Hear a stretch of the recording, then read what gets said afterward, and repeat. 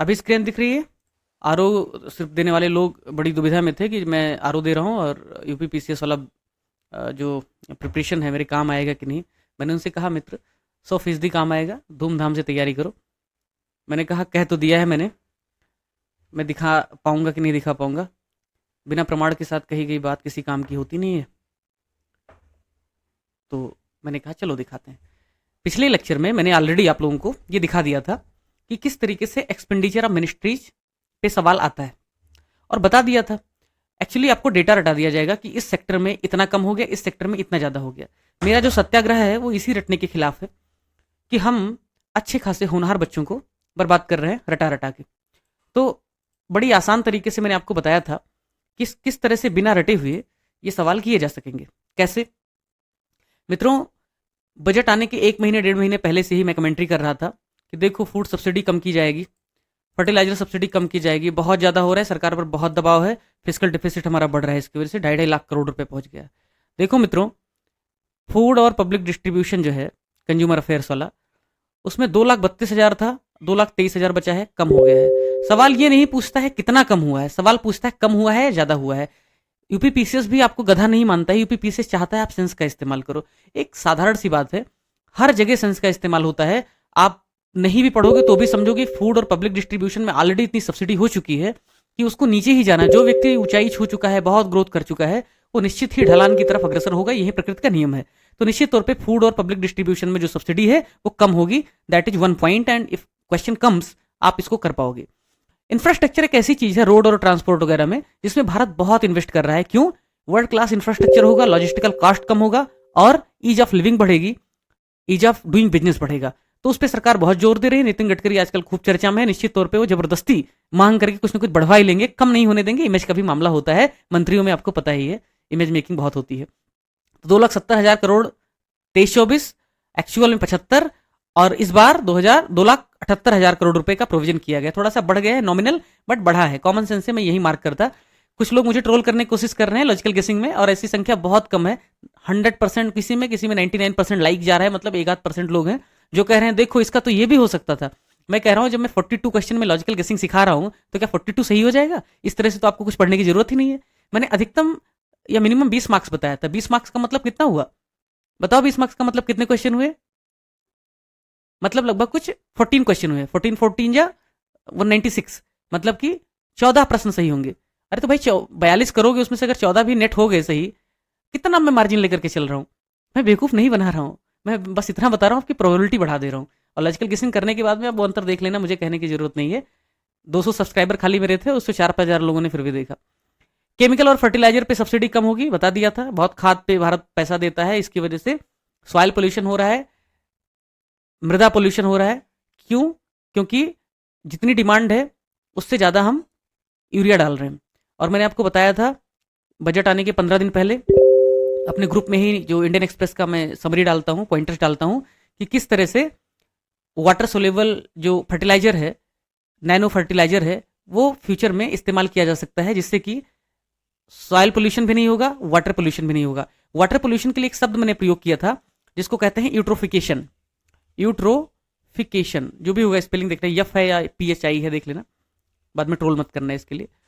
और इसको बोलते हैं सुपोषण हिंदी में। हिंदी माध्यम के विद्यार्थियों से मुझे बहुत प्रेम है, तो हिंदी अंग्रेजी की तुम लोग सवाल करते रहो, तो हिंदी में मिलेगा क्या, अंग्रेजी में मिलेगा क्या? ईश्वर ने अगर मुझे कुछ दिया है तो वो दिया है भाषा। मुझे नहीं पता वो कितना रिफ्लेक्ट होता है मेरी बातचीत में, लेकिन मेरे परिवार में साहित्य का माहौल था, तो हिंदी अंग्रेजी में बहुत कंफर्टेबल हूँ, तनाव मत लो उस बात का। तो सुपोषण है, होता क्या है? यूरिया डाला आपने, कहाँ डाला? मिट्टी में। जमीन ने लिया 30%। क्यों? 30-40% ही एक्सेप्टेंस का रेट है नॉर्मल यूरिया जो डालते हैं। नैनो यूरिया, लिक्विड यूरिया, और बाद में फिर वो वाटर सोल्यूबल यूरिया की जो अपटेकिंग रेट है वो 80-90% है। तो फ्यूचर सोल्यूशन उसको आप सजेस्ट कर सकते हो मेंस के पेपर में, ठीक है? Mains GS3 agriculture new technologies नामक टॉपिक में, ठीक है? वो सब करवाऊंगा यार मेंस वाले, उसमें तनाव मत लो आप लोग। तो जबरदस्ती मैं लोगों को मेंस में जोड़ रहा हूँ। क्यों? मुझे पता है कि भाई इसी बहाने लोग कुछ तो भला हो जाएगा, नहीं तो दुर्घटना चक्र रटते रहेंगे वो, ठीक है? तो यूरिया जो है मिट्टी में गया, मिट्टी में 20% लिया, 30% लिया, बाकी सब बारिश हुई तो पानी में बह करके तालाब में गया, तालाब में गया, नदी में गया। तो बहुत ज़्यादा यहाँ पे फर्टिलाइजर हो गया। फर्टिलाइजर क्या है? एक हिसाब से पोषक तत्व ही है। तो वहाँ पे जलकुंभी किसी ने देखा है? अपने गाँव में देखा ही होगा यार, भैंस चराता था मैं तो गाँव में, वहाँ पे तालाब में भैंस चली जाती थी, तो उस तालाब में मैं जाने नहीं देता था जिस तालाब में जलकुंभी होती थी, नहीं तो भैंस हमारी उसमें फंसने का खतरा रहता था, तो मैं बहुत बचाता था उसको। तो वो जलकुंभी जो है वो यूट्रोफिकेशन की वजह से ही होती है मित्रों। और एल्गल ब्लूम जिसे कहते हैं, एल्गल ब्लूम भी इसी यूट्रोफिकेशन की वजह से ही होता है। और एनवायरनमेंट का जो टॉपिक है, ठीक ठाक सवाल आते हैं, और एनवायरनमेंट को पढ़ाने का जिम्मा मैंने ही लिया है कि आप लोगों को टेस्ट पेपर तो मिलेंगे ही मिलेंगे। मुझे नहीं लगता है कि पूरे उत्तर प्रदेश पीसीएस के इतिहास में कोई ऐसा इनिशिएटिव होगा जिसमें लोग टेस्ट पेपर के साथ में काम के टॉपिक को आकर के और बहुत ठीक तरीके से एक्सप्लेन करते होंगे। बट वो मैं करूँगा, क्यों? क्योंकि मैं प्रीलिम और मेंस को छोड़ दूंगा। आने वाले 2 सालों के बाद ये इनिशिएटिव हर कोचिंग करने वाला है। तो एल्गल ब्लूम हो जाएगा। इसकी वजह से क्या होगा? जब एल्गल ब्लूम होगा, एल्गल ब्लूम मतलब वहाँ पे जलकुंभी ही जलकुंभी दिखेगी। इससे क्या होगा? इसको जो भी अपना प्रोसेस करना है उसको पूरा करने के लिए, क्या टीटी हो रहा है भाई देख लो। इसको पूरा करने के लिए मित्रों क्या होगा कि इसको बहुत ज़्यादा ऑक्सीजन की ज़रूरत पड़ेगी। बीओडी बढ़ जाएगा। बीओडी बढ़ जाएगा मतलब, मैं एक बात बताता हूँ, एक कॉन्सेप्ट समझा ही देता हूँ यहाँ पे। अब निकला है तो बीओडी और सीओडी दो चीज़ें होती हैं। बीओडी और सीओडी दो चीज़ें होती हैं, और क्वेश्चन जो आता है अधिकतर एग्जाम में वो बहुत सीधा आता है कि अगर बीओडी बढ़ गया तो क्या होगा। अगर बीओडी बढ़ गया तो क्या होगा? बीओडी मतलब बायोलॉजिकल ऑक्सीजन डिमांड। मतलब जो भी जीव जंतु हैं, बायोलॉजी हैं इकोसिस्टम में, स्पेशली पानी में, उनकी ऑक्सीजन की डिमांड बढ़ रही है। उनकी ऑक्सीजन की डिमांड बढ़ रही है मतलब ऑक्सीजन की कमी है। ऑक्सीजन की कमी है मतलब वहाँ उस इकोसिस्टम में भैया कुछ तो भी सड़ रहा है, गड़बड़ हो रहा है, सड़ रहा है, जिसकी वजह से वहाँ पे उसको डिकम्पोज होने के लिए, प्रोसेस होने के लिए ऑक्सीजन की डिमांड बहुत ज़्यादा बढ़ रही है, मतलब पोल्यूशन हो रहा है। ठीक है? अगर बीओडी कम हो रही है मतलब पोल्यूशन कम है। ठीक है? तो अगर सवाल आ जाए सीधा सीधा पर्यावरण पर, और आ चुका है यार, है ना, दिखाऊंगा कि बीओडी अगर बढ़ रहा है तो मतलब क्या है, पर्यावरण जो इकोसिस्टम का प्रदूषण है, वाटर इकोसिस्टम का, वो कम हो रहा है, ज़्यादा हो रहा है, मतलब ज़्यादा हो रहा है। ठीक है? ये तो एक रिलेटेड टॉपिक था तो बता दिया आपको। अब मित्रों क्या हुआ, इस पे तो कम हो गया। ठीक है? एजुकेशन पे यार थोड़ा सा कम कर दिया इन्होंने, ये अनप्रेसिडेंटेड था। सवाल देखो, ये सवाल था यूपी पीसीएस 2023 का सवाल, और इसको मैंने करवा दिया था। पहला सवाल था कि भाई संघीय बजट 2023-24 योजनाओं के अनुसार कौन सा कथन सही है। ये सही गलत भी देख लिया करो, एक आध क्वेश्चन गलत हो जाता है और आप लोग फेल हो जाते हो। ठीक है ना?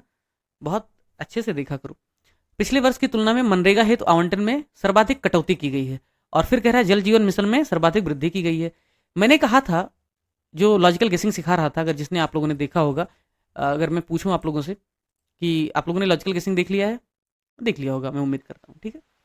तो इसमें लॉजिकल गेसिंग का जो थीम था कि जब दो विरोधी स्टेटमेंट होते हैं, परस्पर विरोधी, एक दूसरे के बिल्कुल 180 डिग्री अपोजिट, तो एक गलत होता है, एक सही होता है। ठीक है? दोनों ना तो सही होते हैं ना दोनों गलत होते हैं। अब ये भी क्या है, सामान्यता कह रहा हूं। अगर उसको गलत कराना ही होगा मित्रों तो गलत करा देगा, लेकिन सामान्यता 80-90% ऐसे ही होता है। ठीक है? अब मैं सावधान होकर के थोड़ा सा बोलूंगा, नहीं तो फिर वो गाली पड़ती है। तो सामान्यता क्या होता है, दो विरोधी स्टेटमेंट में एक सही होगा एक गलत होगा, दोनों ना तो सही होंगे ना तो दोनों गलत होंगे। क्यों मित्रों? आग और पानी एक साथ रह सकते हैं क्या? नहीं रह सकते हैं। अब कह दो कि कहीं पर रह सकते होंगे तो रह सकते होंगे यार। तो पिछले वर्ष की तुलना में मनरेगा है तो दोनों में से कोई एक सही होगा, तो ये तो गलत हो गए दोनों। 50-50 पे आप आ गए ना। अब देखो, 2020 में कोविड बहुत चल रहा था, बेरोजगारी बढ़ गई थी। क्यों? रिवर्स माइग्रेशन हो रहा था मित्रों, रिवर्स माइग्रेशन, उल्टा माइग्रेशन हो रहा था। मतलब शहर से लोग गांव की तरफ जा रहे थे, जबकि सामान्यतः क्या होता है, गांव से शहर के लोग आते हैं, शहर की तरफ आते हैं। तो लोग बीमार होने लगे थे, इसलिए शहर से गांव की तरफ भागे, मुंबई से लोग भागे थे, आपको पता ही है। तो फिर गांव में उनको रोजगार देने के लिए सरकारों ने क्या किया, मनरेगा में ज़्यादा काम देना शुरू किया, जिसकी वजह से उनको पैसे बढ़ाने पड़े। लेकिन जब एक लिमिट तक, पीक तक पहुंच जाती है कोई बजट एलोकेशन, जैसे कि फूड सब्सिडी पे पहुंच गया था, तब निश्चित तौर पे उसको कम करना पड़ता है, नहीं तो सरकार के खर्चे बहुत मिसमैच हो जाएंगे। और कोरोना तो चला गया 2 साल पहले ही, तो निश्चित तौर पे इसमें गिरावट आनी स्वाभाविक है, ये आपका कॉमन सेंस होना चाहिए था। और अगर ये कम हो रहा है तो निश्चित तौर पर ये बढ़ेगा। ठीक है? मैं कहना क्या चाह रहा हूँ, क्या कह रहा है, पिछले वर्ष मनरेगा सर्वाधिक कटौती की गई है। हाँ, तो इसका आंसर फिर उसी हिसाब से हो जाएगा, देख लेना आप लोग। ठीक है? इसमें कटौती दर्ज की गई है, ये सही होगा, और ये फिर गलत होगा। ठीक है? ये गलत होगा, ये सही होगा, दोनों एक साथ सही गलत नहीं हो सकते। ठीक? अब इसी लॉजिक के आधार पे रिव्यू ऑफिसर का 2 बार एग्जाम हुआ था एक्चुअली, आप लोगों को अगर पता होगा तो, या बच्चे रहे होगे उस समय नहीं पता होगा। एक बार 2016 में हुआ था, और एक बार 2020 में हुआ था। ये कैंसिल हुआ था तभी ये हुआ था। ठीक? तो अब इसमें 2020 वाले में जो सवाल पूछा मित्रों, वो क्या पूछा, हाल ही में देखो, ये सवाल 2023 का था, लक्षात ठेवा, लक्ष्य दो, ध्यान दो। ये सवाल 2023 में पूछा था और ये सवाल 2020 में पूछा है। कह रहा है हाल ही में घोषित केंद्रीय बजट 2020-21 में निम्नलिखित में से किस योजना में बजट आवंटन 2019-20 की तुलना में कम हुआ है? मित्रों, 19-20 की तुलना में कम हुआ है। मैंने आपको यहां पे दिखाया कि भाई कौन से साल से कौन से साल में कम या ज्यादा होगा, वो लॉजिक से मैंने आपको सिखा दिया। और यहाँ पे मैंने आपको यूपीपीसी 2023 का क्वेश्चन भी सॉल्व करवा दिया थीम से। अब मित्रों एक बात बताओ मुझे, 2023 में सेम थीम पे सवाल आया था और 2020 का अगर आपने रिव्यू ऑफिसर का पेपर देखा होता तो आप इसी तरह से इस एग्जाम को प्रिपेयर कर सकते थे। बजट का डेटा रटने की बजाय कितना रटोगे कितना रटोगे, कितना मर जाओ इससे अच्छा रटते रटते। हाँ, समझ में नहीं आता इतना कैसे रट सकता है कोई, नहीं रट पाओगे यार। इंसान हो, कोई 1000 जीबी का मेमोरी थोड़े फिट है तुम्हारी उसमें। तो जब नहीं रट पाओगे तो दिमाग लगाओ, सेंस से काम करो, पढ़ाई करने के तरीके थोड़े डेवलप करो। वहीं तो उसी बात के लिए तो सत्याग्रह है मेरा कि 2020 का अगर ये क्वेश्चन देखा होता तो आप 23 का भी कर पाते। अब इसमें कॉमन सेंस कैसे लगाता हूं? मनरेगा कह रहा है कि भाई कम हुआ है, क्या कह रहा है? कम हुआ है। अब कोई आइडिया ही नहीं है, लेकिन कुछ तो करना पड़ेगा। मनरेगा है, आयुष्मान भारत है, मध्याह्न योजना है, सफाई है। मित्रों आप यकीन नहीं करोगे कि मैंने जैसे ही आयुष्मान भारत देखा ना, मुझे इमीडिएट ध्यान आया, क्योंकि मैं वो 19 वाला अटेम्प्ट दे रहा था यूपीएससी का, तो इमीडिएटली मुझे ध्यान आया कि भाई आयुष्मान भारत योजना लॉन्च हुआ था और लॉन्च होगा यार तो उसमें कटौती होगी या बढ़ोतरी होगी। और न्यूज गूगल किया मैंने तुरंत। 23 सितंबर 2018 को लॉन्च किया गया था, तो उसके बाद का जो बजट होगा उसमें बढ़ाएंगे या घटाएंगे? निश्चित तौर पर मित्रों बढ़ाएंगे। और ये कह रहा है कम हुआ है, तो ये तो गलत हो गया, निकाल दो इसको। फिर बचा मिड डे मील और फिर बचा राष्ट्रीय गंगा सफाई योजना। अब मित्रों क्या है ना, इसमें लॉजिक ना नहीं काम कर पाएगी। एक एलिमिनेट कर दिया, अब 3 में से आपको चुनना पड़ेगा। लेकिन फिर भी अगर मैं रिस्क लूँ तो राष्ट्रीय गंगा सफाई योजना यार, साफ सफाई पे एक बार 2018 में उन्होंने बहुत खर्च कर दिया, उसके बाद फिर कमी होना था। और गंगा पे 2015 से ही जो मोदी जी हैं वो काम कर रहे हैं। तो जब 4-5 साल कोई चीज़ हो जाती है, बजट इतना एलोकेट हो जाता है, तो धीरे धीरे डिक्लाइन होता है ना, बहुत लंबे समय से अगर कोई चीज़ चल रही तो सर 2021 में ही सर मिड डे मील का नाम पीएम पोषण योजना किए थे, तो सर उसमें इंक्रीज ही किए होंगे। ये मित्रों ये सवाल है 2020 का, आप 2021 की बात कर रहे हो। ये 20 का सवाल है, सितंबर 20 में आया था, ठीक है, इसीलिए मैंने कहा 2020। थोड़ा ध्यान देती जाओ नीरज, कहाँ हो तुम? जी सर, सॉरी सर। ठीक है, तुम्हारी आवाज़ से देखो मैं पहचान ले रहा हूँ, मुझे तुम दिख नहीं रहे हो। 2 महीने तुमको पढ़ाया है तो याद आ जाती। ठीक है, तो राष्ट्रीय सफाई गंगा सफाई योजना जो है उसमें कमी आएगी क्योंकि 5 साल से चल रहा था। अब बचा यार मिड डे मील और बचा मनरेगा। अब आपकी किस्मत जाने, मैंने आपको 50-50 तक पहुंचा दिया। मार्गदर्शक यही करता है, आपकी राह आसान कर देता है, अंत में मंजिल तक आपको खुद जाना है, आपकी किस्मत जाने। और इसीलिए मैं कह रहा हूँ मिनिमम 20 मार्क्स जब कह रहा हूँ, तो मित्रों 42 करोगे तो 14-15 सही हो जाएगा, 20 सही हो जाएगा, जो ज़्यादा स्मार्ट है वो। अब एक सवाल और, ये आरओ, हाँ एक चीज़ बताना मैं भूल गया कि मित्रों ये आरओ का पेपर था, ये आरओ का पेपर था। जरा एक बार आपसे रूबरू होकर मतलब बता देता हूँ कि आज मैं एक हफ्ते से चिल्ला चिल्ला के कह रहा हूँ यूपी पीसीएस का पेपर सेटर एक ही होता है। आरओ का भी वही सेट करता है, यूपी पीसीएस का जो प्रोविंशियल सिविल सर्विसेज है उसका भी वही सेट करता है। पेपर सेटर जब एक ही है तो उसका थॉट प्रोसेस, उसकी आइडियोलॉजी, उसकी समझ और उसका ज्ञान एक ही होगा। तो आप कैसे एक्सपेक्ट कर सकते हैं कि आरओ में दूसरे प्रकार का पेपर बनाएगा और यूपी पीसीएस में दूसरे प्रकार का? तो जिस प्रकार से आरओ में पेपर बनेगा वो पूर्व पीठिका है यूपी पीसीएस की।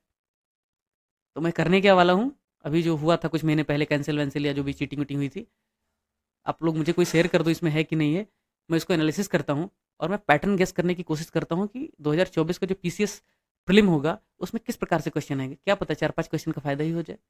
अंत में एग्जाम पास करना है यार, है ना, क्या फ़र्क पड़ता है कि मैं क्या तरीका सिखा रहा हूँ। ठीक है, बाकी गाली देने वालों को देने दे, तो कोई फ़र्क नहीं पड़ता।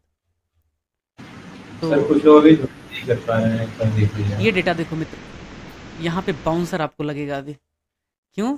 केंद्र सरकार की अपनी योजना। क्या होता है, प्रोग्रेसिव टैक्स पता है, प्रोग्रेसिव टैक्स पता है ना, और रिग्रेसिव टैक्स पता है। प्रोग्रेसिव टैक्स और रिग्रेसिव टैक्स में अंतर क्या होता है आपको भी पता होगा। प्रोग्रेसिव माने बढ़ता जाए बढ़ता जाए बढ़ता जाए, जैसे जैसे इनकम बढ़ रही है वैसे वैसे टैक्स बढ़ रहा है। अगर मेरी इनकम मान लो साल का अगर 15 लाख है, 12 लाख है मान लो, तो मुझ पे टैक्स लगेगा मान लो एक्स रुपीज।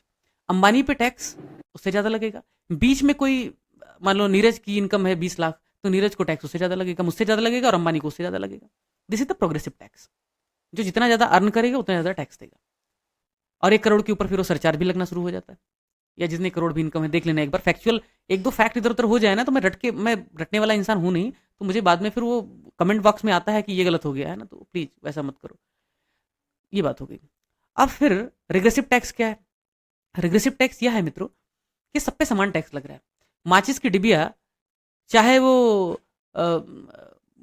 गोवर्धन खरीदने जाए या चाहे वो अंबानी खरीदने जाए, माचिस की डिबिया पे 1 रुपये जो कीमत है या 2 रुपये जो भी है, उसी रेट में उनको मिलेगा। ठीक है, जीएसटी जो है सबके लिए समान रेट मिलेगा। तो इसलिए ऐसा राष्ट्र जिसमें प्रोग्रेसिव टैक्स ज़्यादा होता है, वो राष्ट्र डिस्ट्रीब्यूटिव जस्टिस, प्रियम्बल में लिखा हुआ है साफ साफ, कॉन्स्टिट्यूशन में लिखा है, डीपीएस में मैंडेट है कि भाई सामाजिक न्याय उपलब्ध कराओगे, आप डिस्ट्रीब्यूटिव जस्टिस इंश्योर करोगे, और डिस्ट्रीब्यूटिव जस्टिस इंश्योर करने के लिए आपको इकोनॉमिक जस्टिस, आपको आर्थिक जो बंटवारा है ना, वो समान करना पड़ेगा। तो इसकी वजह से प्रोग्रेसिव टैक्स जरूरी हो जाता है। दुर्भाग्य से इस बार का जो डेटा देख रहा हूं मैं, थोड़ा सा दूसरा इशारा कर रहा है। कैसे? इंडिविजुअल का ज़्यादा इनकम होता है या कंपनियों का? इंडिविजुअल का, ये क्यों ऐसे नोटिफिकेशन बार बार आ रहा है मुझे? सर स्क्रीन शेयर नहीं हो रहा है। सिर्फ मैं दिख रहा हूँ ना, अभी मुझे ही देखो। तो मैं कह रहा हूँ मित्रों कि क्या कह रहा था, हाँ, इंडिविजुअल जो है, इंडिविजुअल मतलब कोई एक व्यक्ति है, वो ज़्यादा कमाता है, कंपनियां ज़्यादा कमाती है? इंडिविजुअल ज़्यादा कमाता है। ठीक है, तो इंडिविजुअल अगर ज़्यादा कमाएगा मित्रों, सॉरी, इंडिविजुअल कम कमाएगा और कंपनियां ज़्यादा कमाएंगी, तो टैक्स किससे ज़्यादा मिलना चाहिए? कंपनियों से ज़्यादा मिलना चाहिए। कई ऐसी कंपनियां जिनके ट्रिलियन ऑफ डॉलर में इनकम है, ढेर सारे एमएनसीज हैं जिनके बिलियन ऑफ डॉलर में नेटवर्थ है, नेटवर्थ समझो, इनकम की जगह। तो कंपनियों से ज़्यादा टैक्स लेना चाहिए। लेकिन इस बार जो बजट का डेटा आया है वो बहुत हैरान करने वाला है, बहुत हैरान करने वाला है। क्यों? क्योंकि जब मैं पेपर एनालिसिस कर रहा था, तो कॉमन सेंस होता तो मैं कहता कि जो इंडिविजुअल टैक्स है उसको बोलते हैं इनकम टैक्स। ध्यान से सुन लो आप लोग, हाँ, बहुत जरूरी चीज़ है। जो इंडिविजुअल टैक्स है उसको बोलते हैं इनकम टैक्स। जो कंपनियां टैक्स देती हैं उसको बोलते हैं कारपोरेशन टैक्स। इंडिविजुअल टैक्स को बोलते हैं आईटी, कारपोरेशन टैक्स को बोलते हैं सीटी। आईटी इनकम टैक्स जनरली इस देश के इतिहास में कम रहा है कारपोरेशन टैक्स से। शुरुआत से संरक्षणवादी जो पॉलिसी रही है उसमें कारपोरेशन से, कंपनियों से ज्यादा टैक्स लिया जाता रहा है। लेकिन ग्लोबल मिनिमम टैक्स की वजह से, या ज्यादा इन्वेस्टमेंट आकर्षित करने के पीछे जो कारण है उसकी वजह से, ईज ऑफ डूइंग बिजनेस को प्रमोट करने के लिए, या कंपनियों को ज्यादा अनुकूल माहौल उपलब्ध कराने के लिए, कुछ समय से हम कंपनियों की जो टैक्स रेट है उसको लगातार कम कर रहे हैं, due to foreign pressure, due to developed countries, OECD countries pressure. OECD countries पता है, सब डेवलप्ड इकोनॉमी के अपने गिरोह हैं। तो इस साल बजट का डेटा हैरान करने वाला है, इसलिए इसको ध्यान रखो। यूपीपीसीएस बाउंसर मारेगा इस बार, और कॉमन सेंस वाले इस बार घुस जाएंगे, इसलिए कॉमन सेंस हर जगह लगता नहीं है। यहाँ पे देखो कैसे हो रहा है। स्क्रीन शेयर हो रहा है, अभी दिख रहा है आपको? Yes sir. देखो मित्रों, ये है इनकम टैक्स। क्या है? इंडिविजुअल ने पे किया। ये है कारपोरेशन टैक्स। कितनी हैरानी है, कारपोरेशन टैक्स शायद पहली बार या पिछली बार कभी देखना पड़ेगा, लेकिन इस बार बहुत हैरानी है कि कारपोरेशन टैक्स कम हो गया है। इनकम टैक्स 19% कलेक्ट हुआ है, कारपोरेशन टैक्स सिर्फ 17% है। और देखो, इससे पहले का जो सवाल आया था, अब कैसे वो नहीं सॉल्व कर पाओगे कॉमन सेंस से। रिव्यू ऑफिसर परीक्षा 2020, और मुझे पूरा यकीन है इस बार वो रिपीट होने वाला है थीम। क्यों? क्योंकि शायद ये चेंज जो है अनप्रेसिडेंटेड।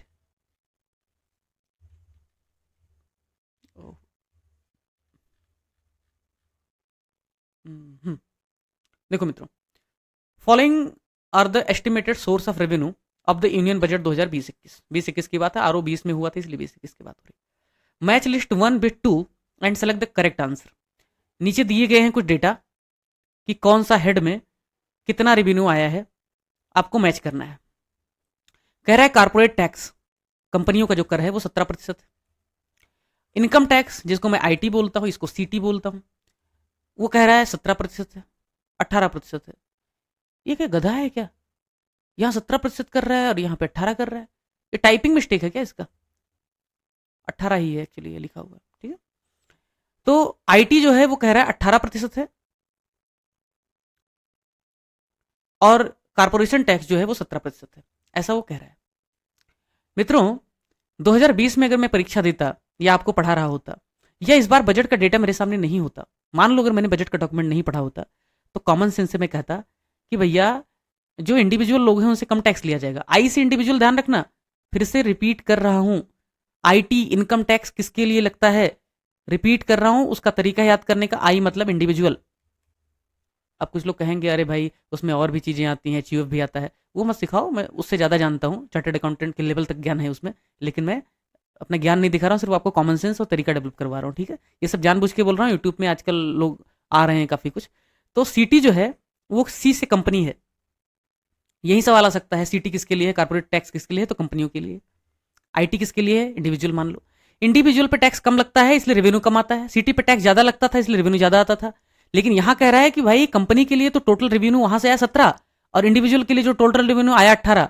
अगर ये बजट का डेटा इस बार का नहीं देखा होता तो मैं कहता भाई ये तो गलत है, क्यों, कंपनी वाले ज्यादा देंगे, इंडिविजुअल कम देंगे। और मित्रों सच्चाई यही है कि 2020 के हिसाब से ये डेटा वाकई में गलत था, कंपनी के लिए 18 था और इनकम टैक्स के लिए 17 था। ये उसने क्या किया था, डेटा पलट दिया था, पलट दिया था, तो इसलिए दोनों हो गए थे गलत। अब यहां देखो मित्रों, कॉमन सेंस अप्लाई करो, रटो मत। जो 1000 पन्ने का 1 टन का कचरा है उसमें लिखा होगा सीमा शुल्क से इतना, केंद्रीय उत्पाद से इतना, मैं कभी नहीं रटाऊंगा आपको कितना है कितना है, मैं सिर्फ समझा रहा हूं मित्रों। कस्टम, कस्टम को कहते हैं बॉर्डर, क्या कहते हैं, बॉर्डर। बॉर्डर पे सामान जो आता है जाता है उस पे जो लगता है कर, वो कह रहा है 7%। इधर है सेंट्रल एक्साइज, एक्साइज मतलब उत्पाद, सामान जो बनता है। अब मुझे बताओ मित्रों, जितना सामान बनता है क्या सब एक्सपोर्ट हो जाता है, नहीं होता है ना। और ऊपर से भारत सरकार का कई देशों के साथ में फ्री ट्रेड एग्रीमेंट हो गया है, सेपा हो गया, कॉम्प्रिहेंसिव इकोनॉमिक पार्टनरशिप एग्रीमेंट।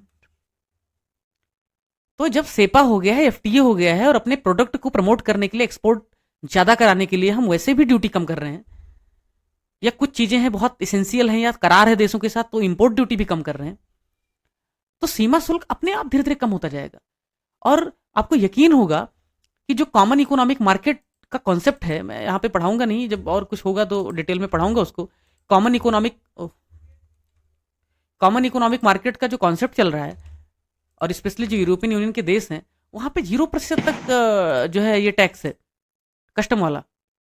तो जब 0% तक टैक्स है मित्रों, तो एक्साइज और कस्टम में बहुत ज्यादा संभावना है कि जो कस्टम है उससे रेवेन्यू कम आएगा।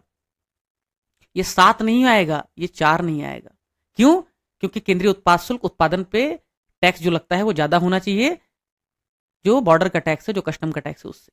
तो इसको भी उसने रिसफल कर दिया लग रहा है, इसलिए ये भी गलत है। मैंने आंसर नहीं देखा है क्या होगा, बट शायद ये नन ऑफ द अबव होना चाहिए, देख लेना एक बार।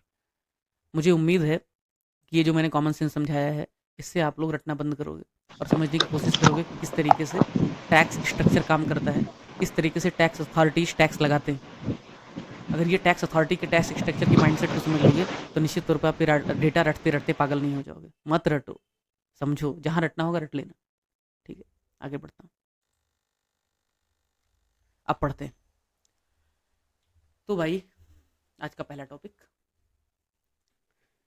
है, government will formulate a plan Purvodaya for the allround development, ये सब मेंस के लिए की टर्म जरूरी है, of the eastern region covering Bihar, Jharkhand, West Bengal, Orissa and Andhra. Prelim में क्या सवाल बनेंगे और मेंस में क्या सवाल बनेंगे मैं आपको बता दे रहा हूं अलग अलग। प्रीलिम में पहला सवाल बनेगा, और जिसकी संभावना बहुत भर भर के, पूर्वोदय स्कीम किस बारे में। इतने सस्ते क्वेश्चन बनेंगे, लेकिन वो भी लोग गलत करके आएंगे। दूसरा सवाल बनेगा, पूर्वोदय में कौन कौन से राज्य हैं। ये थोड़ा महंगा सवाल है, तो मैंने कहा आप लोग रटते रटते पागल हो जाओ, इसीलिए मैं क्या करता हूं, कह देता हूं पूरब, वेस्ट बंगाल पूरब की तरफ है, तो वेस्ट बंगाल जाओ, डब्ल्यू से वेस्ट, बी से बंगाल जाओ। एक्चुअली वेस्ट बंगाल का मैंने सिर्फ यहां पे डब्ल्यू लिया है, वेस्ट बंगाल का सिर्फ क्या लिया मैंने, डब्ल्यू लिया है मित्रों, इसलिए डब्ल्यू से हो गया वेस्ट बंगाल। और ये जो बी है वो बिहार है, जे है झारखंड, ए है आंध्रा, ओ है उड़ीसा। तो तो निमोनिक क्या हो गया, वेस्ट बंगाल जाओ, अगर पूरब जाना है तो। हो गया, रट गया, रटने की जरूरत नहीं पड़ेगी आपको। कितने राज्य हैं, प्रश्न बन गया। मेंस का सवाल देखो मित्रों, इस योजना में क्या होगा और क्या फायदे होंगे। मैंने जब कहा था जब मैं प्रीलिम पढ़ाऊंगा तो मेंस भी पढ़ाऊंगा, वही तो मेरा सत्याग्रह है। प्रीलिम और मेंस को अगर इंटीग्रेटेड नहीं रखोगे तो यूपीएससी के सिंसियर स्टूडेंट्स टॉप करेंगे, अच्छे रैंक लाएंगे, और जो गरीब हैं, जो गांव से आते हैं, जिनको गाइडेंस नहीं है, जिन्होंने यूपीएससी कभी नहीं दिया, वो बच्चे बाहर हो जाएंगे। और वर्चुअली देखा जाए डीम्ड, अब मैं सोच रहा हूँ कि अपने नाम के आगे लिखूं डीम्ड 400 से 500 रैंक के बीच में, है ना। क्यों, क्योंकि 800 रैंक वाला भी ज्ञान पिलता दिख रहा है देश में, और मेरे जितने जितने मार्क्स उस हिसाब से 500 के आसपास ही रैंक है, और ईडब्ल्यूएस से आईपीएस या आईआईटी आईआरएस मिलता, तो उस आधार पे मुझे लोग मुझसे पूछ रहे हैं तुम्हारी डिग्री क्या है, ठीक है ना। तो मैं उनको बता दूं कि मैंने बहुत साल पढ़ा है, 15 साल की उम्र से पढ़ा रहा हूँ। तो पढ़ाने के मामले में अगर मैं यूपीएससी नहीं भी दे रहा होता तो भी मैं यूपीएससी के टॉपर से ज़्यादा बेहतर पढ़ाता, ठीक है। और 15 साल की उम्र में भी मैं रिकॉग्निशन ठीक ठाक हासिल कर चुका था पढ़ाने के मामले में। फील्ड में इस फील्ड में, ऑनलाइन की फील्ड में नया हूँ, इसलिए नया हूँ कि अब मुझे फैसला लेना है अपने करियर के बारे में कि मुझे करना क्या है, ठीक। तो मुझे पढ़ाना ही है। तुम नहीं पढ़ोगे, मैं किसी और को पढ़ाऊंगा, वो नहीं पढ़ेगा, किसी और को पढ़ाऊंगा। पढ़ाना ही है, नहीं उसके सिवाय मुझे कुछ आता ही नहीं, ठीक है। तो मेंस में जो सवाल बनेगा वो बनेगा, इस योजना में क्या होगा, इस योजना में क्या होगा और इसके फायदे क्या होंगे, ये क्या जरूरत है इसकी। तो मैंने इसको कुछ पॉइंटर्स बना लिए हैं। हिंदी वाले मित्र तनाव मत ले, क्योंकि बहुत आसान अंग्रेजी लिख रहा हूँ, और इसको जब मैं उनको डॉक्यूमेंट दूंगा तो इसकी हिंदी भी लिख दूंगा। क्यों, क्योंकि मित्रों दुनिया की जितनी शानदार डॉक्यूमेंट्स हैं, जितना सब कुछ सर्च रिसर्च है, सब अंग्रेजी में होता है। मैं खुद भी अंग्रेजी में सब कुछ पढ़ता हूँ, तो मेरे लिए संभव नहीं कि मैं सब कुछ हिंदी में सर्च करूँ, सब कुछ हिंदी में लिखूँ। तो मैं लिख देता हूँ अंग्रेजी में, बाद में उसका हिंदी अनुवाद कर देता हूँ। तनाव मत लो, बिल्कुल अच्छे से रहो, इसी बहाने आप लोगों की अंग्रेजी से सेंसिटाइजेशन हो जाएगा, और मैं आपको GS3, GS6 और GS2 भी कुछ हद तक अभी डिसाइड नहीं किया, बट कम से कम ये 2 पेपर मैं आपको अंग्रेजी में लिखवाने वाला हूँ, जबरदस्ती लिखवाने वाला हूँ। अभी मैं तय करूंगा कौन कौन लिखेगा, सबकी कॉपी मंगवाऊंगा। तो आपके साथ जैसे कोच प्रयोग करता है ना, कौन सा खिलाड़ी ओपनिंग करेगा, कौन तीसरे नंबर पे जाएगा, बदल देता है, मैं आप पे प्रयोग करूंगा। अब हो सकता है कुछ लोग बर्बाद हो जाएं इस प्रयोग के चक्कर में, तो मुझे गाली मत दो, क्योंकि कई लोग टॉप भी कर जाएंगे, ठीक है। उसमें से बहुत चमत्कार भी होंगे, तो मुझे प्रयोग करने दो, अपने ऊपर आस्था रखो। मेहनत बहुत करना पड़ेगा आपको, सब कुछ मैं करवा नहीं पाऊंगा, तो ऐसा ना हो कि आप लोग मेरा करियर ही खत्म कर दो, मेहनत ना करके सब सोचो मैं ही करवा दूंगा, फिर पता लगे कि सब लोग कहीं क्या बैच चलाया था, सब बर्बाद हो गए। क्योंकि मुझे ऐसे डाउट आ रहा है, ऐसे ऐसे मैसेज आ रहे हैं, गुरुजी सिर्फ आपका भरोसा है। पहली चीज़ तो मेरी उम्र इतनी नहीं है कि तुम मुझे ना द्रोणाचार्य बना दो। दूसरी चीज़ जैसे सिर्फ आपका भरोसा है, बस 3 साल से नहीं हो रहा था, अब आपका मैंने वीडियो देख लिया, वो तो कोई भी देख लिया, और अब लगा कि आप ही मेरा पार करवा सकते हो। अरे ऐसे नहीं होता है मित्र, मैं सिर्फ मदद कर सकता हूँ, मेहनत तुम्हें करना पड़ेगा। तो ऐसी अगर गलत फहमी है तो प्लीज़ हाथ जोड़ रहा हूँ, ये मत रखो। I will try my best, और उन लोगों से ज़्यादा बेस्ट करूंगा जो करोड़ों रुपए कमाते हैं और कोचिंग इंडस्ट्री चला रहे हैं, ठीक है। लेकिन उससे ज़्यादा उम्मीद मत रखो, खुद को पढ़ना पड़ेगा। बेनिफिट क्या होगा पूर्वोदय का, काश 6 महीने पहले मिले होते तुम लोग। बेनिफिट ऑफ द पूर्वोदय, पहला ओवरऑल डेवलपमेंट होगा ईस्टर्न रीजन का। दूसरा देखो, फायदा वहीं होगा जहां पे कमियां हैं, और जो कमियां हैं वहीं उसके बेनिफिट में लिख दो। बिहार जैसे राज्य में, उड़ीसा जैसे राज्य में तुम देखो यार, कितने एयरपोर्ट हैं बताओ, कितने शानदार स्टेशन हैं, कितने शानदार क्लस्टर्स हैं, कोल्ड स्टोरेज चेन्स हैं, मेगा फूड पार्क है, नहीं है ना। तो इंफ्रास्ट्रक्चर बूस्ट होगा पहला। ह्यूमन रिसोर्स, कभी कल्पना किया है बिहार से, उड़ीसा से, उत्तर प्रदेश के कुछ हिस्सों से मजदूर क्यों आता है बाहर, साउथ और वेस्ट की तरफ। अगर उसमें स्किल होता, अगर उसमें एंटरप्रेन्योरशिप स्किल होती, तो उसी प्लेन में वो कुछ ना कुछ स्टार्टअप कर देता, टेक्नोलॉजी करता। ये कहना बेकार है कि बिहार के पास या उत्तर प्रदेश के पास या बीमारू राज्यों के पास रिसोर्सेज नहीं है, उनके पास ह्यूमन रिसोर्स नहीं है एक्चुअली। अब ह्यूमन रिसोर्स डेवलप हो रहा है, तो सबसे जरूरी चीज़ है ह्यूमन रिसोर्स डेवलप करना। काबिल लोग रहेंगे वहीं स्टार्टअप कर देंगे, नहीं तो फैक्ट्री में मजदूर बन के रह जाएंगे। आप लोगों को भी कह रहा हूँ, ह्यूमन रिसोर्स डेवलप कर लो, नहीं तो फिर मजदूर बन के रह जाओगे। 10 रुपये पर कॉपी चेक करोगे वो टेलीग्राम के मठाधीशों का, वैसे बुरी हालत। और आगे से कोई ऑफर मिले, जो लोग मेंस लिख चुके हैं उनको मना कर दो, ठीक है। इकोनॉमिक ग्रोथ होगा, उनकी ग्रोथ रेट बढ़ेगी। कंट्रीब्यूशन टू नेशनल डेवलपमेंट, हाँ यार बोल वचन है, होगा ही। बैलेंस रीजनल ग्रोथ, बहुत इंपॉर्टेंट पॉइंट है मित्रों। भारत की जीडीपी का देखो ना, नॉर्थ के राज्यों का कुल मिलाकर के कितना है और वेस्टर्न और उधर कितना है, तो रीजनल जो ग्रोथ होगा वो बहुत बेहतर होगा। आत्मनिर्भर भारत बन सकेगा, क्यों? क्योंकि भाई इनका डेवलपमेंट होगा तो कुछ ये चीज़ें बनाएंगे और कुछ वेस्ट वाले बनाएंगे, तो कॉम्प्लीमेंट्री हो जाएंगे, तो निश्चित तौर पर क्या होगा, भारत इम्पोर्ट कम करेगा, आत्मनिर्भर बनेगा। विकसित भारत का एक नया विजन है हमारे राष्ट्र का, तो विकसित भारत का सपना भी पूरा होगा। और ये सब कंक्लूजन में लिख के आना, जब ऐसा सवाल आ जाए तो लिखना। मैं कंक्लूजन भी समझाता जा रहा हूँ ताकि आपको समझ में आ जाए।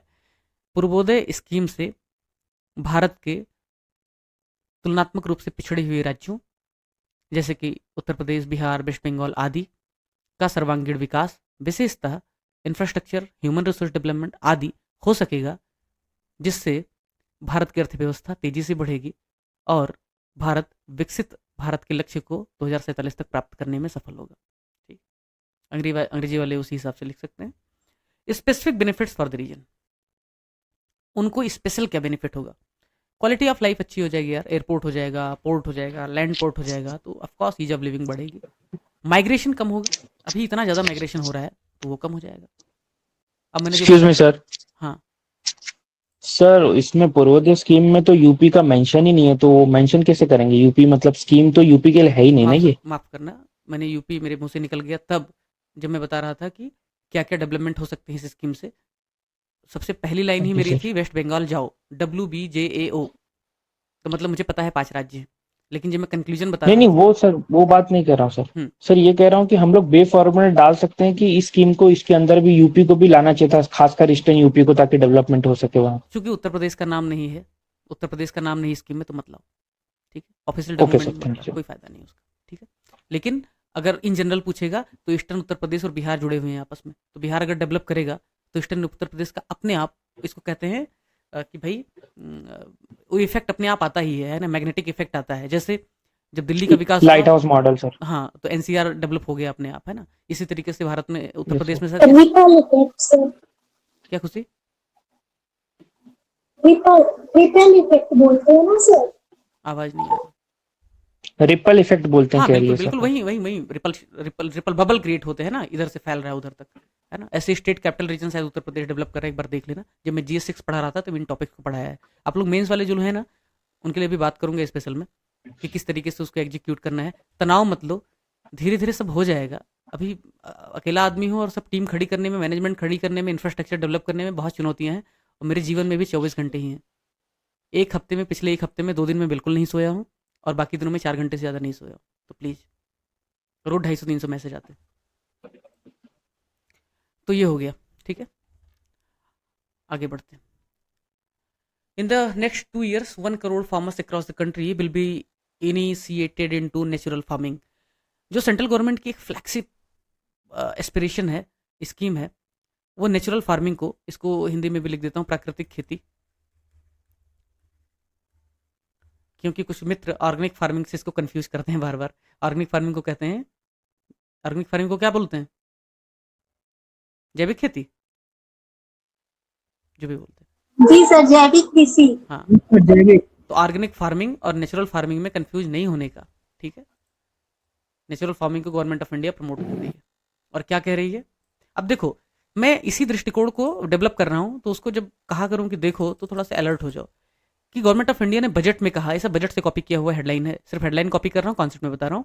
1 करोड़ जो फार्मर्स हैं अक्रॉस द कंट्री, उनको नेचुरल फार्मिंग वगैरह में इनिशिएट किया जाएगा।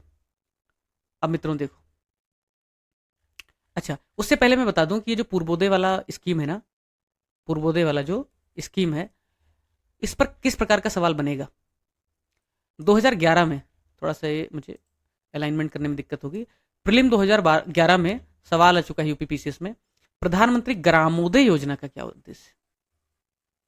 अगर ग्रामोदय पे आ चुका है सवाल, तो पूर्वोदय पर भी आएगा मित्रों। इसका जवाब शायद ये वाला था, देख लेना एक बार। तो ग्रामोदय पर अगर सवाल आ चुका है, तो पूर्वोदय पर भी आ सकता है। अब अगला जो टॉपिक है वो है नेचुरल फार्मिंग।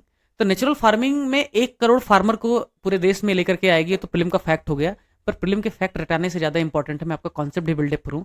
क्या पता UPPCS कब थोड़ा बहुत कॉन्सेप्ट में घुस जाए, या मेंस के लिए आप प्रिपेयर्ड रहो, अलग से तैयारी मेंस की नहीं होती।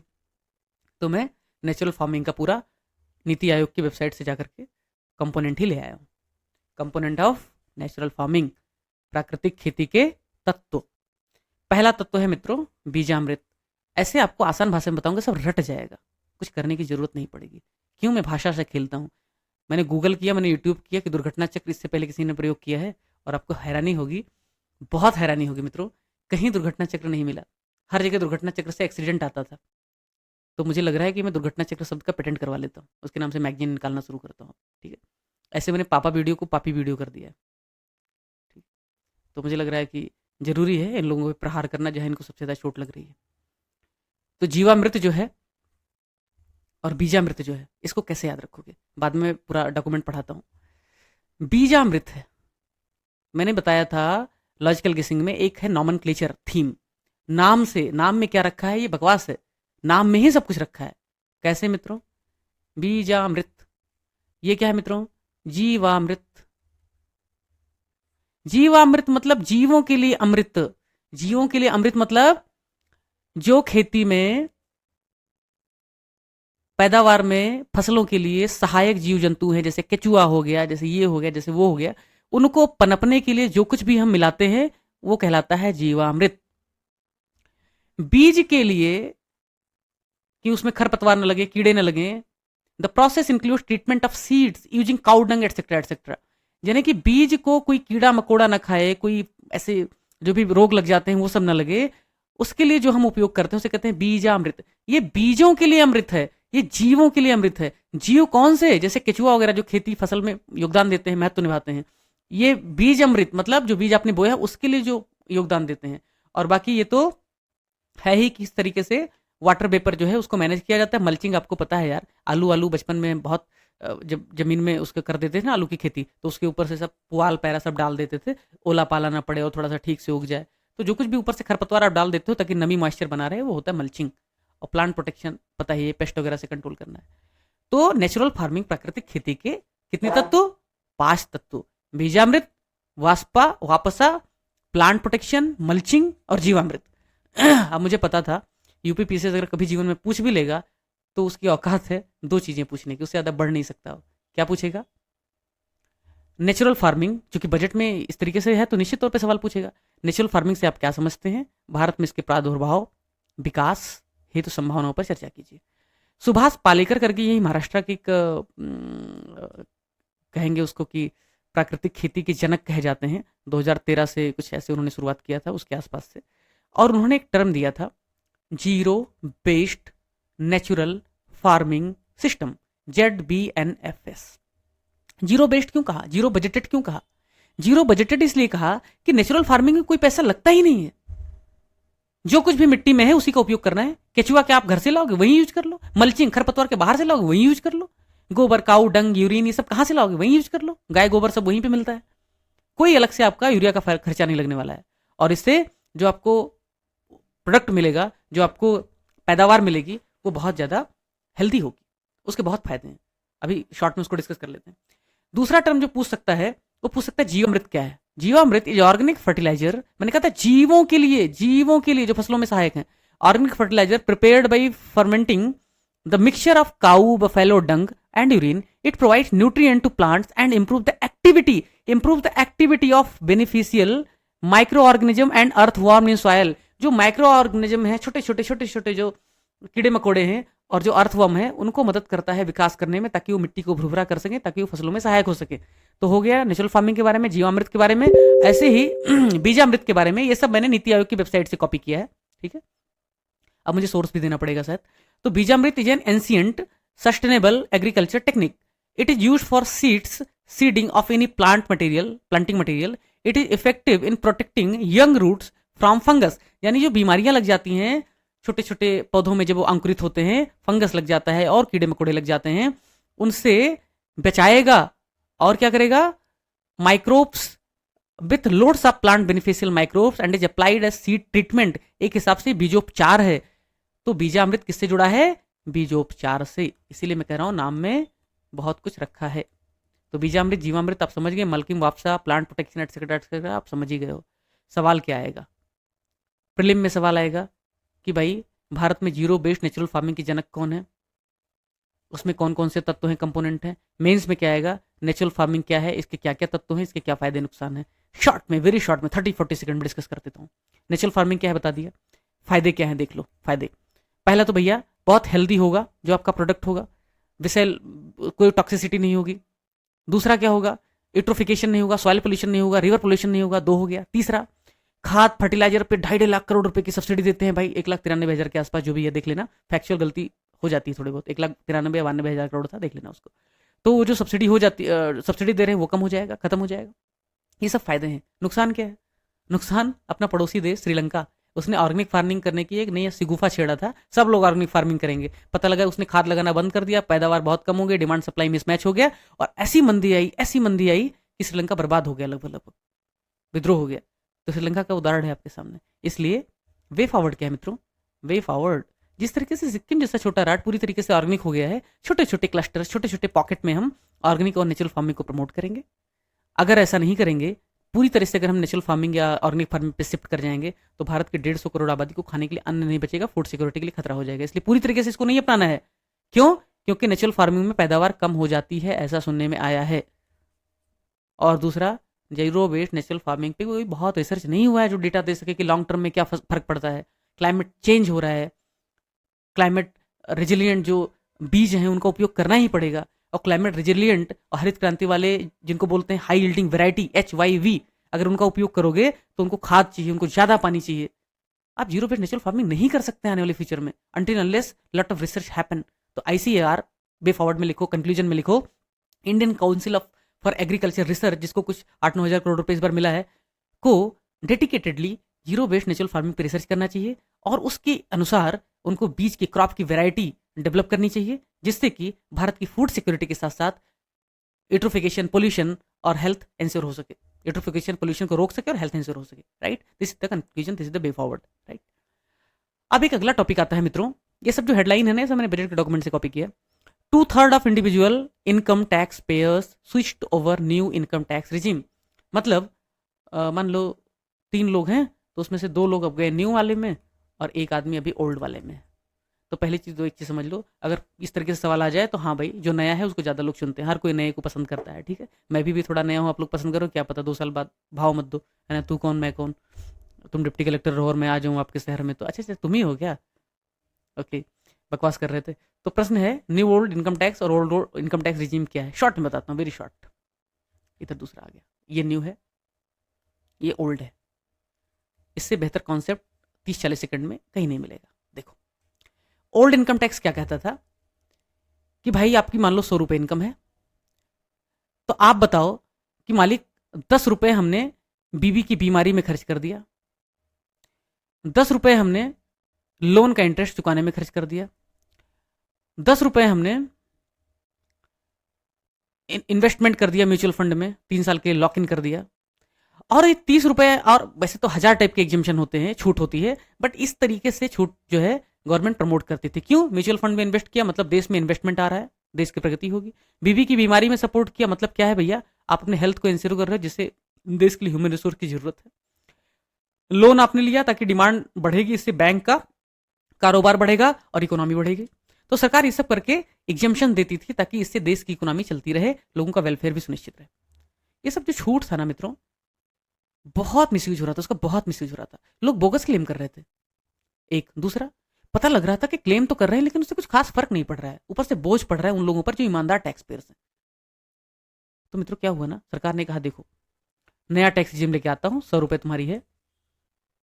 अच्छा, ये सब करते थे तो सरकार भी बड़ी चालाक, जब ये छूट देती थे तो बचता था net taxable income, net taxable income NTI 70 रुपए, और इस पर टैक्स लगाती थी, मान लो एक उदाहरण दे रहा हूं, X।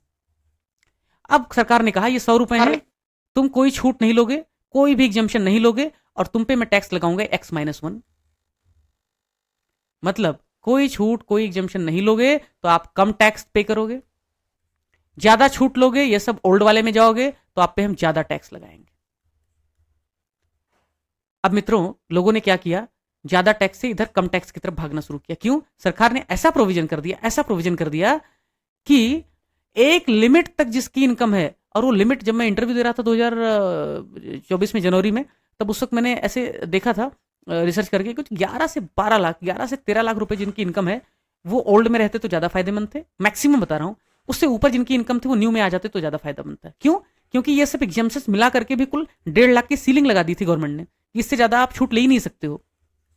तो कम इनकम रहेगा तो ये एग्जाम्शन, ये छूट बड़ी दिखाई देगी। पता लगेगा 20 लाख 30 लाख इनकम है, 1.5 लाख का मतलब क्या फायदा हुआ 1.5 लाख रुपए पे छूट का, और नुकसान हो गया पता लगा कि ये ढेर सारे टैक्स का। तो इसकी वजह से जिसकी इनकम ज्यादा होगी वो आएगा न्यू की तरफ, जिसकी बहुत कम होगी वो आएगा ओल्ड की तरफ। और इस बार सरकार ने तो एक नया खेल कर दिया है, exemption limit, basic exemption limit को बढ़ाकर 75,000 कर दिया है, और टैक्स जो क्राइटेरिया था उसमें 3 से 6 लाख या 7 लाख रुपए तक कोई टैक्स ही नहीं, 3 लाख रुपए तक कोई टैक्स ही नहीं है, और 3 से 7 लाख तक, शायद पहले 6 लाख था, उस पर 5% कर दिया है। इसकी वजह से भी न्यू टैक्स की तरफ लोग आएंगे, और यही वजह है कि सरकार ने जो बजट डॉक्यूमेंट में कहा कि 2/3 इंडिविजुअल्स, 2/3 इंडिविजुअल अब न्यू टैक्स रिजीम की तरफ आ गए हैं। उम्मीद है कि आपको समझा होगा न्यू टैक्स रिजीम और ओल्ड टैक्स रिजीम के में अंतर। अब और अगर डिटेल में बताऊंगा तो लंबा हो जाएगा। Got it? ये समझ में आया?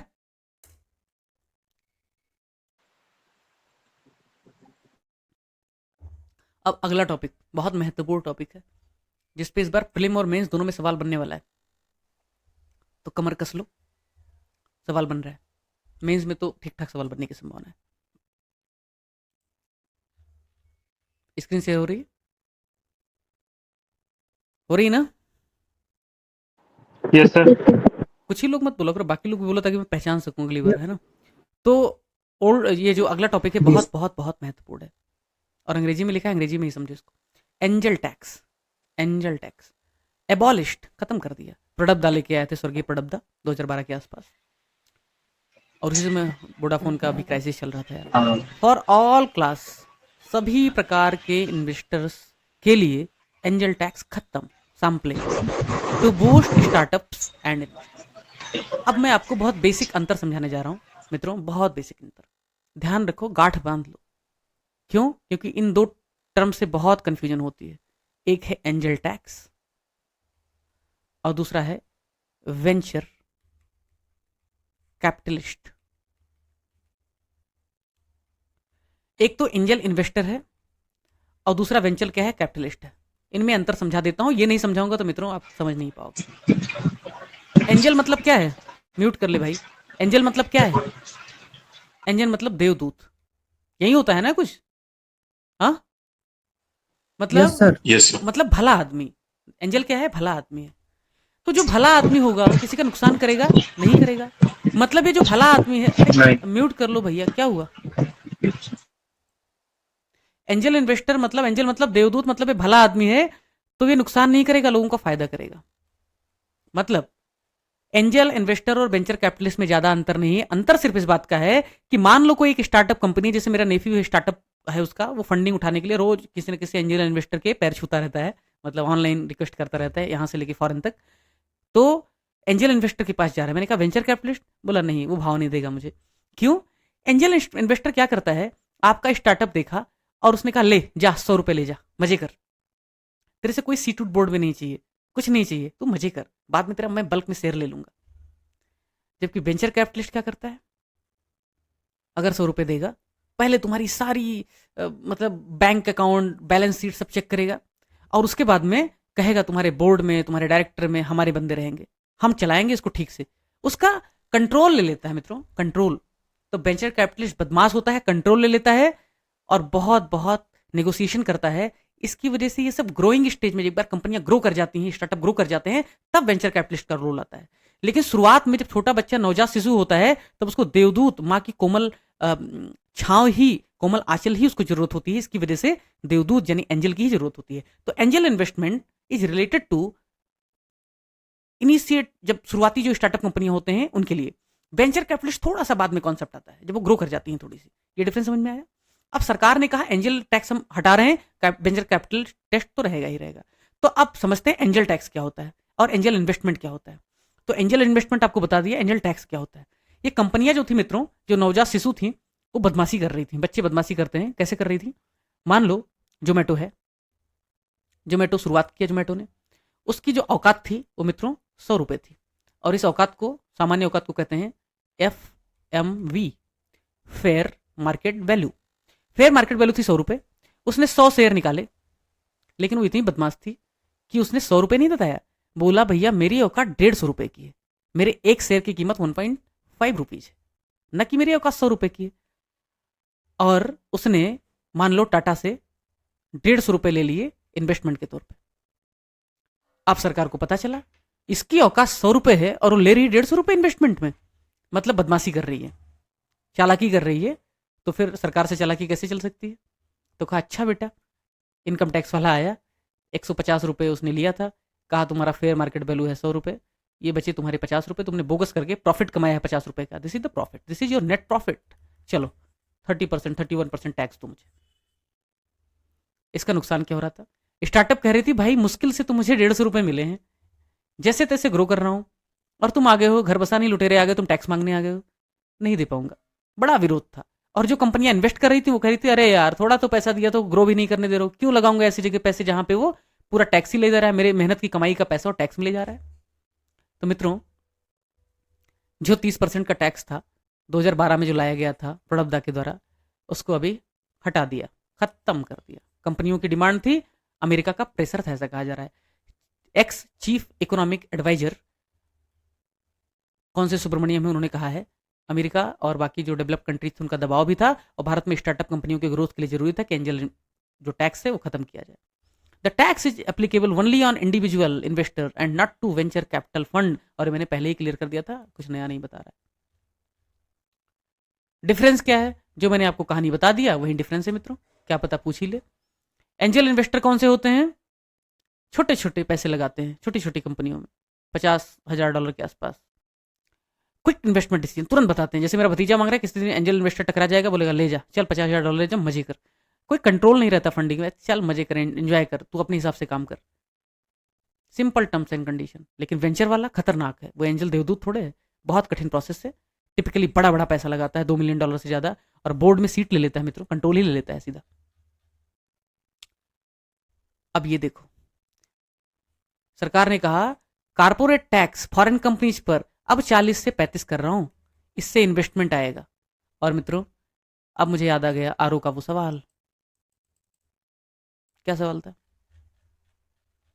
ये देखो,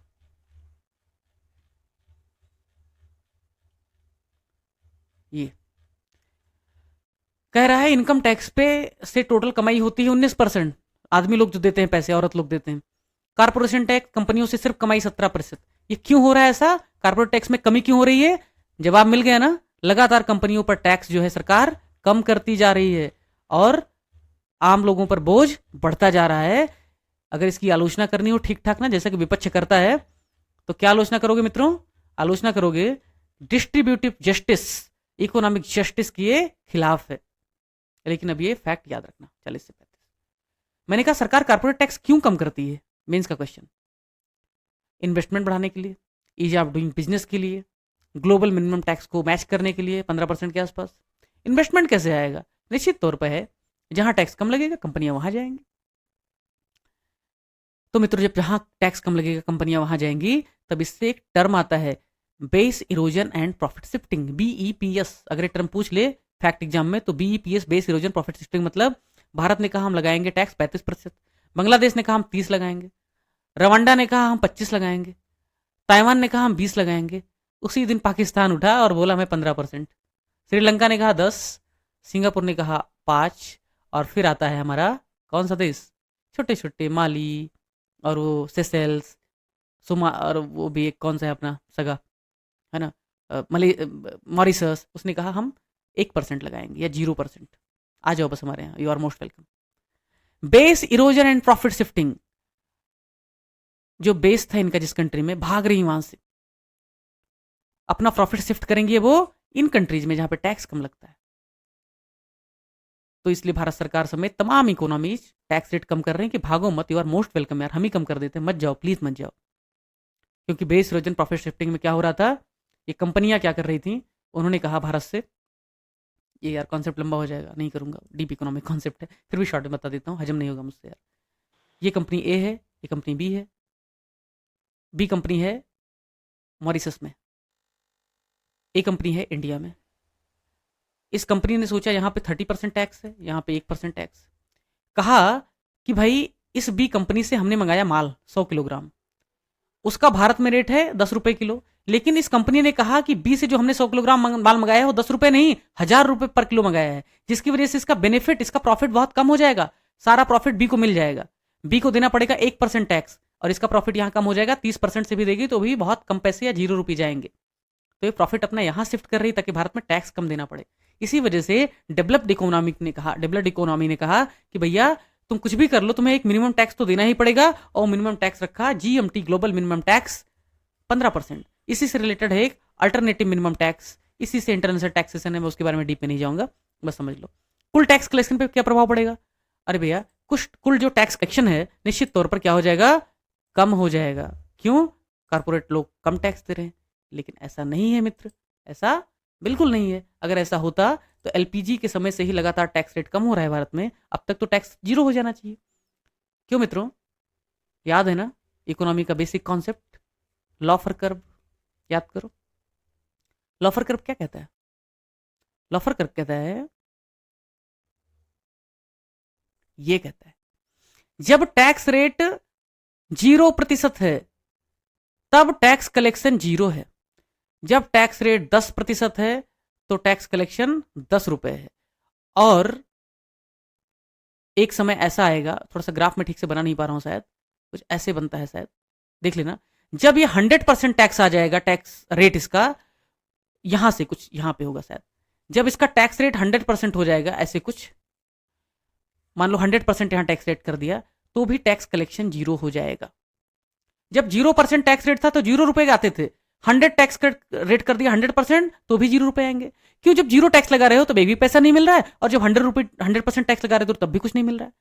यानी जैसे जैसे आप टैक्स बढ़ाते हो, टैक्स रेट, थोड़ा कलेक्शन बढ़ता है, लेकिन एक लिमिट के ऊपर। जैसे भाई मेरे पास 100 रुपए आमदनी है, आपने मुझसे कहा 10% टैक्स लूंगा, मैं खुशी खुशी दे दूंगा, चलो सरकार का भी हिस्सा होना चाहिए, पे बैक टू सोसाइटी, जहां से लिया वहीं दिया। आप मुझसे 15 मांगोगे ना, मैं चोरी करना शुरू कर दूंगा, 20 मांगोगे मैं भागना शुरू कर दूंगा, 40 मांगोगे तो मैं बीईपीएस कर दूंगा, base erosion and profit shifting, अपना इनकम कहीं और शिफ्ट कर दूंगा, कहूंगा मैं कमाऊं तुम लोगे, नहीं चलेगा। इसलिए लॉफर कर्व क्या कहता है? लॉफर कर्व कहता है लॉ फर यानी कि कर की दर जब थोड़ी सी कम होती है तो कर कलेक्शन, टैक्स रेवेन्यू बढ़ता है, अपने आप ऊपर जाता है एक लिमिट तक। इसलिए सामान्य जो टैक्स रेट है थोड़ी सी कम अगर होगी तो कंपनियां खुद से ही देंगी, ज्यादा कंपनियां निवेश करेंगी, ज्यादा फैक्ट्री लगाएंगी, मास प्रोडक्शन होगा, मास टैक्स कलेक्शन होगा, और उससे ओवरऑल टैक्स कलेक्शन बढ़ेगा। Got it? इसलिए भले टैक्स रेट कम है, लेकिन भले परसेंटेज में कम आता है कारपोरेट से, लेकिन अगर हम देखें इन टोटल तो टैक्स रेट ठीक ठाक भारत में आ जाता है। रिव्यू ऑफिसर में सवाल आया ही था मित्रों, है ना, मैच करने के लिए कारपोरेट टैक्स कितना है, ये कितना है। अब इंट्रीम बजट और ये सब आगे ठीक है। मुझे लग रहा है इट्स ऑलमोस्ट 1 आवर, तो वी नीड टू फिनिश। ऐसा तो है नहीं कि अगर 100% टैक्स कर दें तो भी तो ग्रोथ इकोनॉमी ड्रेन आउट हो जाएगी सर, अरे वो तो नेगेटिव में चली ऑलरेडी मैंने बता दिया ना, सरकार why the governments are reducing the tax rate for corporates कि to attract the investment, to ensure the more compliances in tax administration. तो ज़्यादा कॉम्प्लायंसेस हो, टैक्स एडमिनिस्ट्रेशन को ज़्यादा बर्डन ना पड़े, कंपनियां खुद से ही टैक्स पे करना शुरू कर दें, सेल्फ असेसमेंट टैक्स भरें, ज़्यादा चोरी ना करें, बेस इरोजन प्रॉफिट शिफ्टिंग ना करें, बीईपीएस ना करें, इसकी वजह से रेशनल टैक्स रखा जाता है। 50% टैक्स रेट कर दोगे कोई टैक्स नहीं देता है, ठीक है। कमाऊँ मैं अपने तुम्हारे लिए क्या, मतलब इतना मेहनत कर रहे हो, एंटरप्रेन्योरशिप कर रहे हो, तुम्हारे लिए कमा रहा हूँ क्या, उसे भी स्टार्टअप ही कर सकते हैं। पर on the hind side sir ये इनकम टैक्स तो बढ़े पड़ा है, इंडिविजुअल पे तो प्रेशर आएगा ही, जब यहाँ घटेगा तो बात तो वही हो जाएगी। एक कारण ये भी है मित्र, एक कारण ये भी है, और दूसरा कारण कैसे है आपको डेटा दूं ना, अभी डेटा थोड़ा मिसमैच हो सकता है। कुछ 6-7 करोड़ लोगों ने टैक्स रिटर्न भरा था लास्ट ईयर, 7 करोड़ के आसपास, उसमें से कुछ 1 करोड़ लोगों ने सिर्फ टैक्स दिया था, और उसमें भी ना यकीन करो 10 लाख रुपए से ज्यादा जो इनकम वाले थे ना वो कुछ 1000 में थे, 1 करोड़ वाले तो कुछ 100 में थे। इस देश में इतनी मर्सिडीज, इतनी फेरारी, इतनी एसयूवीज चल रही है ना, तब उनके पास पैसा है, टैक्स देने में पैसा नहीं है क्या? हमारा आज भी टैक्स टू जीडीपी रेशियो कितना कम है, तो सरकार करेगी क्या, मजबूरी है। मतलब मैं इस मामले में गवर्नमेंट का बिल्कुल फेवर कर रहा हूँ, मतलब मैं तो हर जगह कहता हूँ कि भाई हम डेमोक्रेटिक हैं ही नहीं, हम एक सिटीजन के तौर पे अपना कर्तव्य नहीं निभाते हैं। अगर हम कर्तव्य निभा रहे होते, हम अच्छे से सरकार को टैक्स देते तो सरकार हमें राहत दे सकती थी, लेकिन जब टैक्स ही आप नहीं पे करोगे हर चीज़ को आप किसानी और खेती के नाम पे हजम कर जाओगे तो सरकार टैक्स बढ़ाएगी इनकम टैक्स। इसलिए बहुत ज़्यादा एक्सपेक्टेशन मत करो अगले 20-25 साल, जब तक एवरेज इनकम बढ़ेगी नहीं, ओके है ना? Don't worry. Thank you sir, yes. Thank you. Next question. Hello sir. बोलो भैया। सर आपने वो बॉटनी का सर टेस्ट लेने को कहा था सर। हम्म। सर उस सर बॉटनी का सर टेस्ट। बॉटनी का, अच्छा बायोलॉजी का टेस्ट। जी जी जी। तो क्या हुआ मित्र सर कि तो सर वो मतलब कि आज कल होगा सर या फिर कब होगा तो सर? अभी जब आपके आपके साथ मैं बात कर रहा हूँ, ठीक है, तो जी जी जी जी। मैंने अब ऐसे ट्रांसपेरेंटली अगर मैं दिखाऊं तो चलो शो कर देता हूँ, कुछ भी आप लोगों से छुपा नहीं है। देख, where it is, typing typing typing दिख रहा है स्क्रीन पे, जी सर। कितने सारे मैसेजेस पड़े हैं देखो। हाँ, मैंने इसको भेजा था कंपाइल करके, ठीक है, देख रहे हो जी बायोलॉजी जी का। उसने, जी मैंने जी। कहा थैंक्स या will look into later, will talk to you tomorrow, ठीक है। तो इसको टाइपिस्ट को मैंने भेज ओके दिया था, ओके। ओके, टाइपिस्ट को भेज दिया था, उसने जी अभी भेजा है। जब तक मैं उसको एक बार फिर से देखूंगा ना, उसमें कोई एरर तो नहीं है, तब तक मैं इसको फाइनल नहीं करूंगा, अप्रूव नहीं करूंगा, क्योंकि जिन जिन 3-3 लोगों को मैंने क्वेश्चन दिया था बनाने के लिए अलग अलग टॉपिक पे, ठीक है। तो जी वो कर रहा हूँ। जैसे आपकी केमिस्ट्री का जो क्वेश्चन होगा, एक पीजीटी है, she serving as PGT for chemistry, तो मास्टर्स भी उसी में है।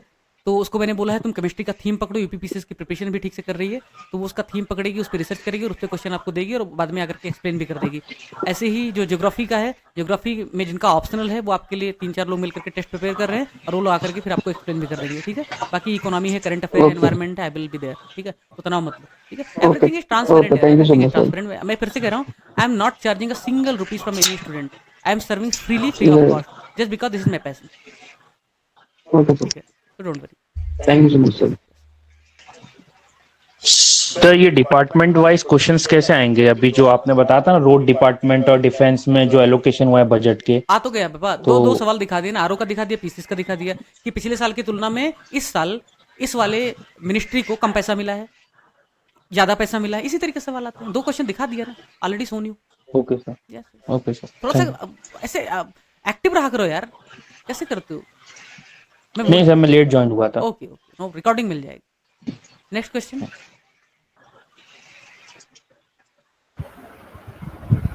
बोलो हिमांशु। सर मुझे इकोनॉमिक्स बहुत टफ लगता है, ऐसा क्यों?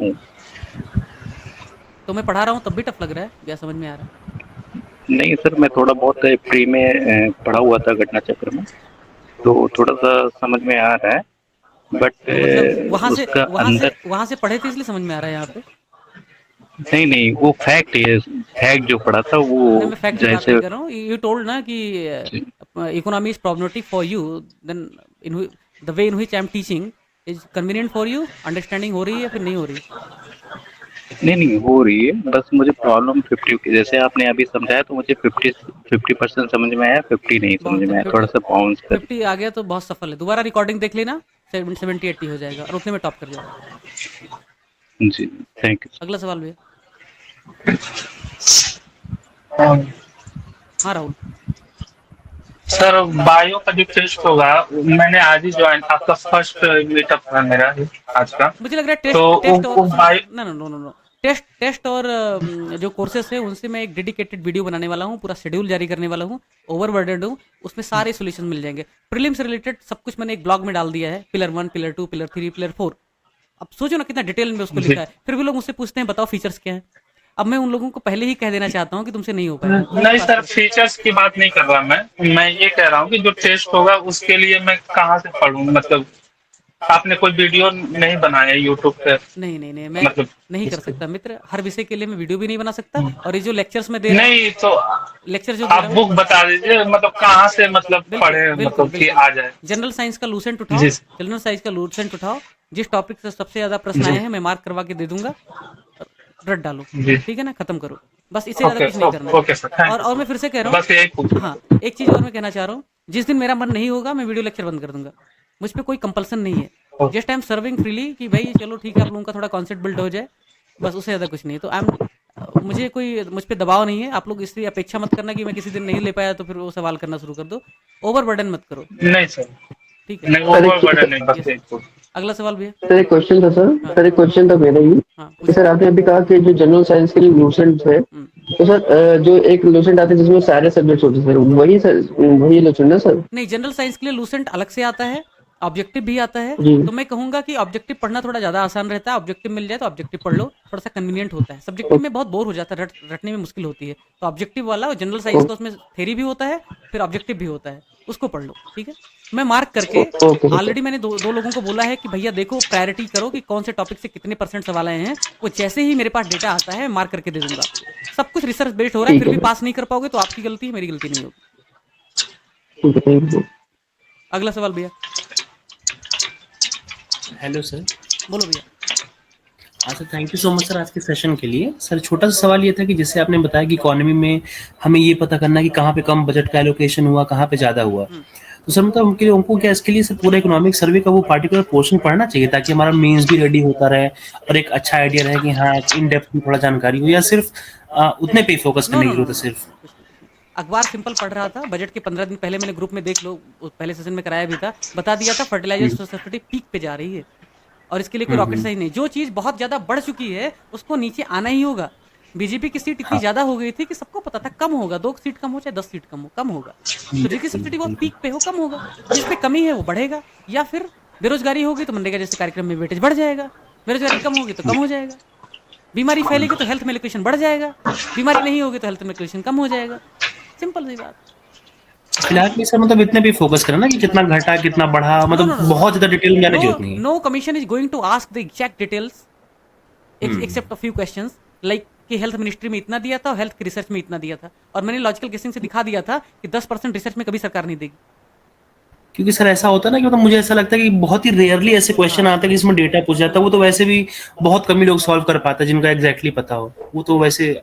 मेरा विरोध जो है वो इसी बात को लेकर है कि दुनिया में हर काम को करने के आसान तरीके भी हैं, कठिन तरीके भी हैं। एक पैर पे खड़े होकर के क्यों तपस्या करना है, क्यों रटते रहना है, क्यों नहीं बिल्कुल सेंस और वो डेवलप कर रहे हो टेम्परामेंट। देश के संविधान में लिखा है कि साइंटिफिक टेम्परामेंट डेवलप करोगे, और तुम बच्चों में साइंटिफिक टेम्परामेंट डेवलप करने की बजाय अंधविश्वास फैला रहे हो। 18 घंटे पढ़ो। अरे तो भाई, सस्ते माल पढ़ के आप 18 घंटे पढ़ के अगर मान लो पास भी हो जा रहे हो, तो कॉस्ट बेनिफिट रेशियो क्या है? जिसके पास 18 घंटे नहीं वो क्या करे? जो अपने घर का काम करता है, बिल्कुल। नौकरी करता है, जिम्मेदारी संभालता है, वो क्या करे? सर इतना डेटा याद भी तो नहीं होता सर, इकोनॉमी में इतने परसेंटेज होते हैं, क्यों इतने दर्द डेटा होते हैं, याद ही नहीं हो इतना पाते। दर्द क्यों देना? क्यों इतना दर्द, इतना पेन विद्यार्थियों से? मतलब साला एक सरकारी नौकरी चाहिए, इसके लिए मर जाएं क्या हम? नहीं चाहिए सर। हाँ हाँ, बात है मतलब। ये तो है सर। मतलब बहुत लोगों ने, मतलब कि ऐसे इनिशिएटिव बहुत कम लोगों ने लिया है कि मतलब जैसा आप लॉजिकल गेसिंग बता रहे हैं, लेकिन ये कि सर सच में मतलब मुझे पहले खुद बहुत ही प्रॉब्लम होती थी, मुझे इसका सॉल्यूशन नहीं मिल रहा था, लेकिन आज आपके वीडियो से सर काफी अच्छा लगा sir. Thank you so much धन्यवाद सर भाई, इसके लिए। धन्यवाद। और भैया नेक्स्ट, एनीवन एल्स? ठीक है, अच्छी बात। तो आज एक छोटा सा रिकॉर्डेड वीडियो बनाऊंगा जिसमें प्रीलिम और मेंस के बारे में सभी सवाल देंगे, जो भी होगा जवाब देने की कोशिश करूंगा।